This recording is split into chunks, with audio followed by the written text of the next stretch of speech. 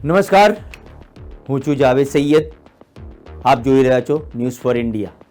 ગઈકાલે જે બી ગાંધીનગરમાં થયું તેને માત્ર એક જ શબ્દ છે, વાહ સરકાર વાહ.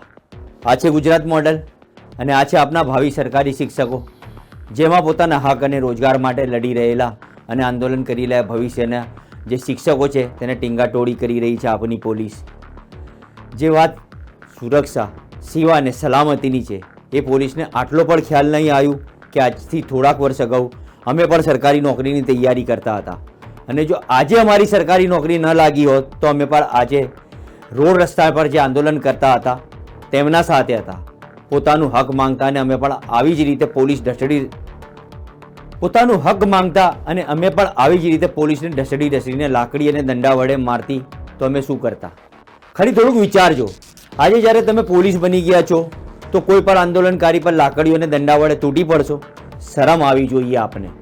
આજે આપ સરકાર માટે આ યુવક યુવતીઓ પર લાકડીઓ અને દંડાના ઉપયોગ કરી લો, કાલે ઉઠીને તમારું સંતાન પણ આ જ રીતે ગાંધીનગર પોતાના હક અને રોજગાર માટે સરકાર સામે વિરોધ પ્રદર્શન કરશે અને ત્યારની પોલીસ તેમના પર આ દમન ગુજારશે ત્યારે કહેજો કે અમને ઉપરથી ઓર્ડર હતો. ગાંધીનગરના જૂના સચિવાલયના ગેટ પાસેથી રાજ્યભરમાંથી આવેલા ટીએટી અને ટેટ પાસ ઉમેદવારોએ ધરણા પ્રદર્શન શરૂ કર્યા હતા. કાયમી ભરતીની માંગ સાથે આ વિરોધ પ્રદર્શન કરવામાં આવ્યો હતો. ઉમેદવારોનો વિરોધ ઉગ્ર બનતા પોલીસે પ્રદર્શનકારીઓને ટીંગાટોળી કરીને અટકાયત કરી હતી.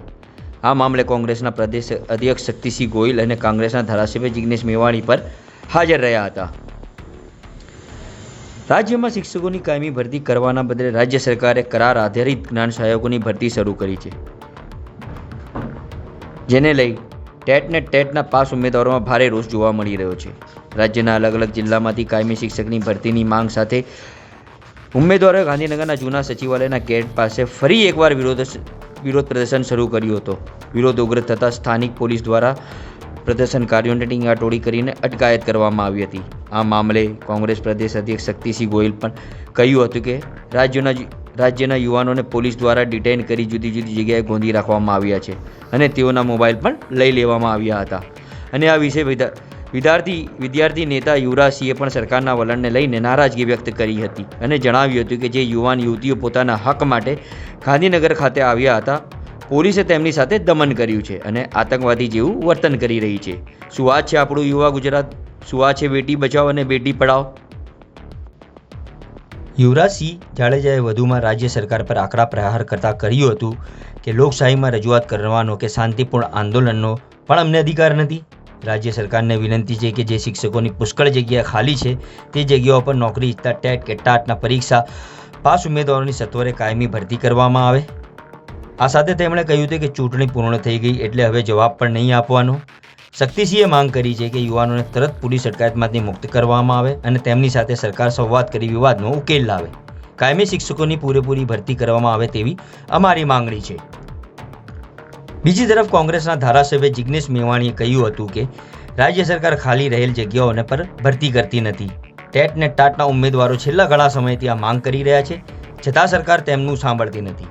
રાજ્યમાં 70,000થી વધુ શિક્ષકોની ઘટ છે, ત્યારે ટેટ અને ટાટના પાસ ઉમેદવારોની જલ્દી ભરતી કરવામાં આવે એ અમારી માંગ છે. તેમણે કહ્યું હતું કે જો સરકાર આ મામલે ત્વરિત નિર્ણય ન કરે તો આગામી દિવસોમાં અમે એક રેલીનું પણ આયોજન કરીશું. નમસ્કાર, જય હિન્દ, જય ભારત. હું યુવરાજસિંહ જાડેજા. આજરોજ ફરી એક વખત ગુજરાતની અંદર જે ગુજરાતનું જે વાસ્તવિક મોડલ છે એ ફરીથી પ્રકાશમાં આવ્યું છે. કેમ કે આજે જે ભાવિ શિક્ષકો હતા, એટલે કે જે શિક્ષકો બનવા માંગે છે, કાયમી શિક્ષક બનવા માંગે છે, તે પોતાની માંગણી અને પોતાની લાગણી રજૂ કરવા માટે ગાંધીનગર આવ્યા હતા. આજે ફરી એક વખત સરકારના ઇશારે પોલીસે ઢસડીને એને ક્યાંક ને ક્યાંક મૂંઢમાર માર્યા છે, ક્યાંક ને ક્યાંક બિખોડિયા ભરી લીધા છે અને ખૂબ પ્રતાડિત કર્યા છે. આજે જે વિદ્યાર્થીઓની હાલત જે છે ખૂબ દયનીય છે.